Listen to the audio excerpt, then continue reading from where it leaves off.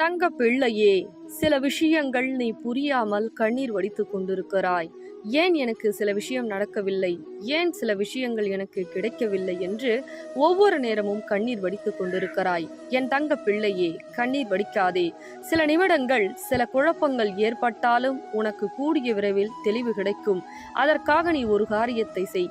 இந்த நாணயத்தை வாங்கி உனக்கு என்ன தேவையோ அதை 108 முறை 8 மணி அளவில் வெள்ளிக்கிழமை நீ சொல்ல வேண்டும். அப்படி சொல்லும் பொழுது நீ நினைத்த காரியம் உனக்கு உடனே கிடைக்கும். இது தாயின் சத்திய வாக்கு என் தங்க பிள்ளையே.